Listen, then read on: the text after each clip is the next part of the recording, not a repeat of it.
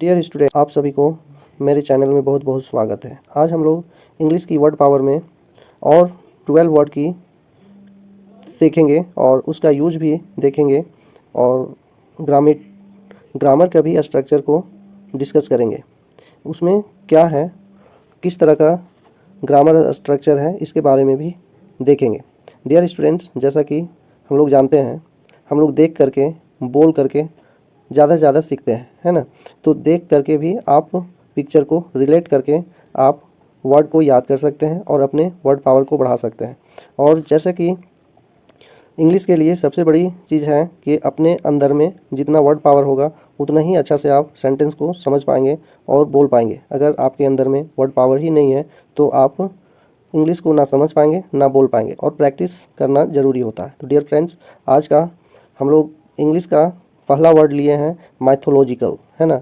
Mythological के मतलब होता है पौराणिक होना, मतलब पौराणिक कथा या कोई पौराणिक चीज़ के बारे में जो बताता है उसको हम माइथोलॉजिकल बोलते हैं। जैसे he is a mythological creature, है ना। तो यहाँ पे माइथोलॉजिकल क्या है, नाउन के रूप में यूज हुआ है ना। वह एक पौराणिक प्राणी है। यहाँ पे क्या है, यहाँ पे माइथोलॉजिकल जो है वो आपका एडजेक्टिव के रूप में यूज हुआ है। जैसे आप कैसे इसको आप एडजेक्टिव बोलेंगे, यहाँ पे आप समझ सकते हैं कि प्राणी है ना। प्राणी के पहले पौराणिक आ रहा है तो एडजेक्टिव का पोजीशन क्या होता है, नाउन के जस्ट पहले यूज किया जाता है। तो पौराणिक क्या है आपका, एडजेक्टिव के रूप में यहाँ पे यूज है। He is a mythological creature, है ना। क्रिएचर के मतलब जीव या प्राणी, कि वह एक माइथोलॉजिकल जीव है, मतलब पौराणिक प्राणी है। नेक्स्ट वर्ड की बात करें तो नेक्स्ट वर्ड है आपको प्रिवेंट, है ना। प्रिवेंट का मतलब क्या होता है, प्रिवेंट क्या है, आपका वर्ब है ना। प्रिवेंट आपका वर्ब है। और जैसे vaccine tries to prevent illness, vaccine. अभी हम लोग देखें प्रिवेंट, है ना। प्रिवेंट का मतलब होता है, क्या होता है प्रिवेंट का मतलब, रोकना, है ना, नहीं रोकथाम करना या रोकना। तो ये आपका वर्ब है। तो यहाँ पे सेंटेंस क्या है, vaccine tries to prevent illness. Illness का मतलब होता है बीमारी, है ना। इलनेस का मतलब है बीमारी, बीमारी। वैक्सीन बीमारी रोकने की कोशिश करता है ना। ट्राई का मतलब होता है, यहाँ ट्राई है, ट्राई का मतलब है कोशिश करना, प्रिवेंट मतलब रोकथाम, और इलनेस का मतलब बीमारी। तो वैक्सीन कोशिश करता है बीमारी को रोकने के लिए। नेक्स्ट वर्ड की बात करें तो नेक्स्ट वर्ड है आपका ग्लोरी। ग्लोरी का मतलब क्या होता है, भव्यता, है ना।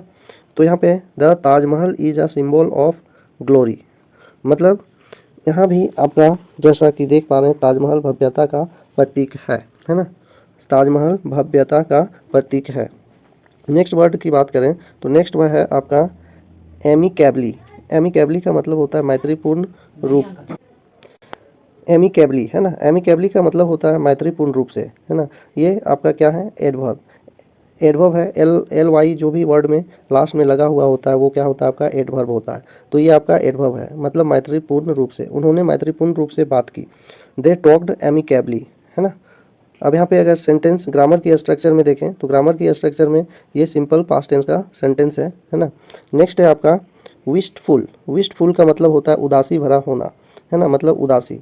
जैसे यहाँ पे क्या है, हिज मूड, है ना, his mood is wistful, his mood is wistful.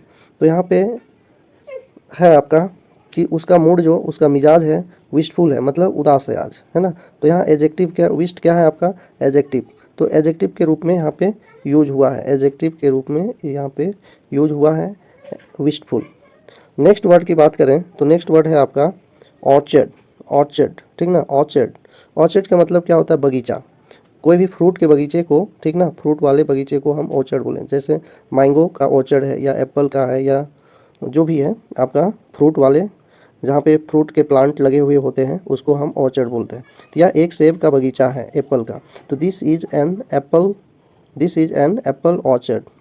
तो अब यहाँ पे क्या है, यहाँ पे ऑर्चर्ड एक नाउन है ना। और नेक्स्ट वर्ड की बात करें तो नेक्स्ट वर्ड है आपका मोटल।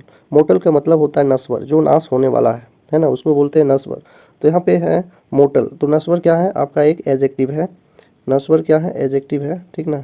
एडजेक्टिव के रूप में इसको यूज करते हैं। तो सभी मनुष्य नश्वर प्राणी है, सभी मनुष्य नश्वर प्राणी है। जो भी मनुष्य है वो एक दिन नाश होने वाले हैं, मतलब मरने ही वाले हैं।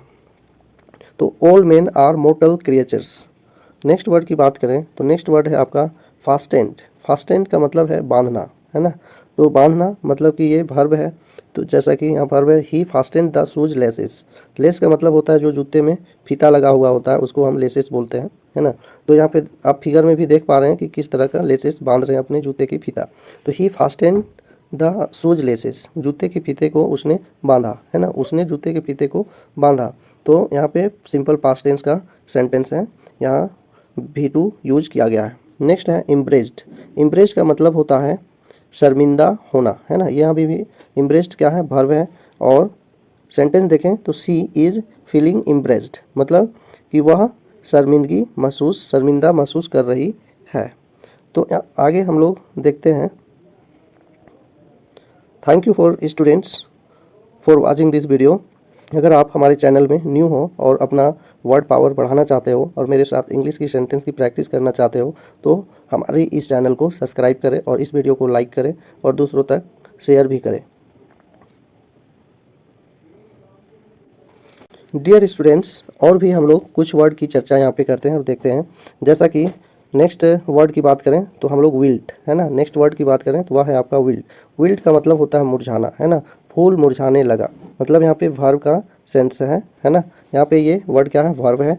तो वर्ब है फूल मुरझाने लगा, the flower began to wilt, है ना। द फ्लावर बिगेन, बिगेन का मतलब होता है होना या शुरू होना, ठीक ना। बिगेन मतलब शुरू करना बोलते हैं। तो यहाँ पे the flower began to wilt मतलब हुआ कि फूल मुरझाने लगा। यहाँ पे सिंपल पास्ट टेंस का सेंटेंस है। तो यहाँ पे सिंपल पास्ट टेंस, अगर डियर स्टूडेंट्स आप लोग हमारे चैनल में न्यू हैं और टेंस की प्रैक्टिस करना चाहते हैं तो हमारे प्लेलिस्ट में जाएं और वहाँ पे आप चेकआउट कर सकते हैं। पहले मैं अपलोड कर चुका हूँ, वहाँ मैं बहुत अच्छी तरह से प्रैक्टिस करवाया हूँ, आप वहाँ पे जाके चेक कर सकते हैं। नेक्स्ट वर्ड है आपका हिंड, है ना। हिंड का मतलब होता है पिछले या पीछे के। अब जैसे यहाँ पे एक डॉग है, डॉग देख पा रहे हैं जैसा आप, और वहाँ पे वो कुत्ते क्या है, कुत्ता अपने पीछे के लेग पर खड़े हैं। तो यहाँ पे है कुत्ता अपने पिछले पैरों पर खड़ा है। Dog is standing on his hind leg, है ना। पीछे मतलब ये हिंड क्या होगा, आपका एडजेक्टिव होगा, ठीक ना, पीछे के लेग से खड़े हैं। नेक्स्ट है ओमेन। ओमेन का मतलब होता है शगुन। Black cat is a bad omen, ठीक ना, सही शगुन नहीं माना जाता है ब्लैक कैट को। तो black cat is a bad omen, बुरा शगुन है। काली बिल्ली क्या है, बुरा शगुन। नेक्स्ट है गोर। गोर का मतलब होता है बहाया हुआ खून, है ना। तो गोर result from blood shed in violence. Violence का मतलब अहिंसा या हिंसा। गोर हिंसा में रक्तपात का भयानक परिणाम है। गोर रिजल्ट का मतलब परिणाम, फ्रॉम मतलब से, ब्लड शेड मतलब रक्त बहना, इन अ वायलेंस, है ना।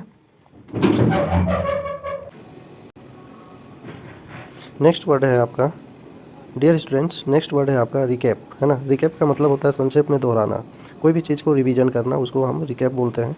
तो आपका यहाँ ये और यह एक वर्ब है ना, वर्ब के रूप में यूज किया जाता है। तो he is watching a recap of the match, मतलब वह मैच का रिकैप देख रहा है। Thank you for watching this video. अगर यह वीडियो आपको अच्छा लगा हो तो हमारे चैनल को सब्सक्राइब करें और अपने फ्रेंड्स और रिलेटिव्स के पास भी शेयर करें।